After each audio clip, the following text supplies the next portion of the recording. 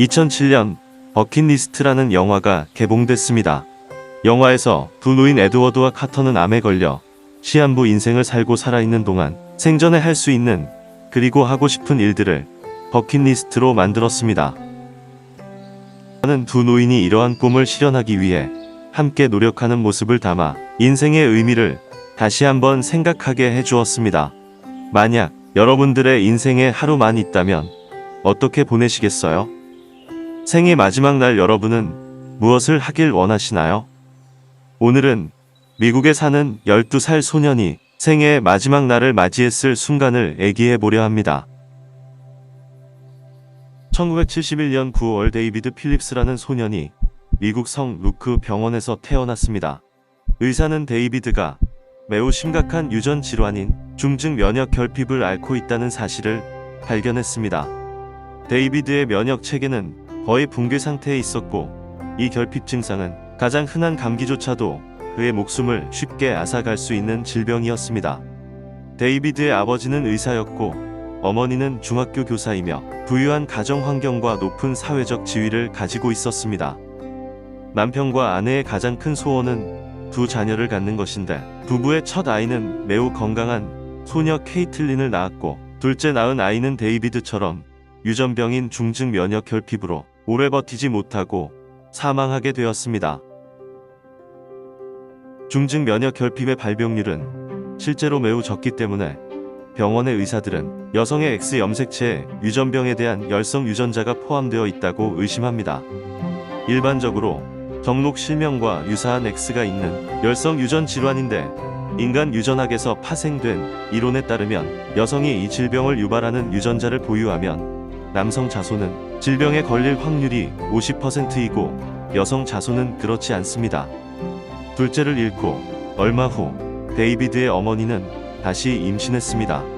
남편과 아내는 모두 가톨릭의 신실한 신자이기 때문에 낙태는 가톨릭 교리에 위배되므로 남편과 아내는 자녀의 건강을 위해 주님께 기도하는 것이 최선이었습니다.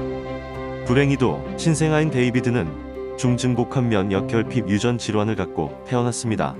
데이비드의 몸 상태는 너무 면역력이 없었기 때문에 의사는 거품 모양의 무균 격리실을 만들고 데이비드가 격리실에 살도록 해야 했습니다.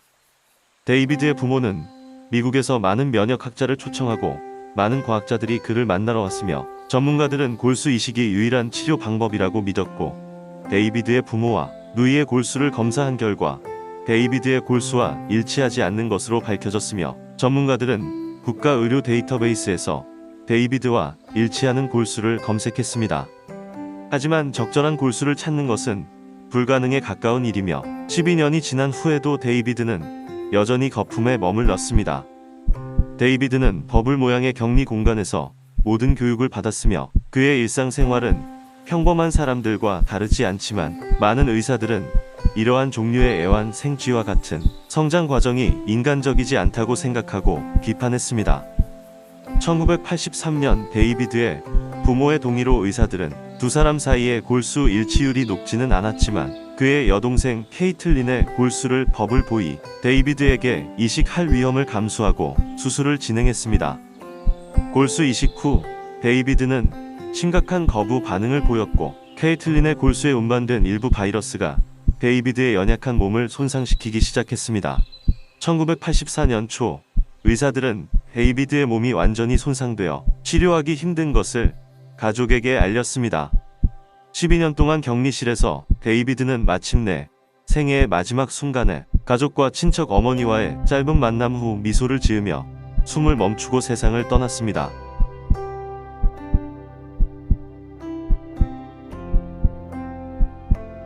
데이비드의 버킷리스트 중 마지막으로 해보고 싶은 것은 버블 밖으로 나와 그의 어머니와 포옹하고 볼에 키스하는 것이었습니다. 우리의 버킷리스트에는 어떤 것들이 들어있을까요? 다시 한번 버킷리스트를 써 내려가야 할 것 같습니다.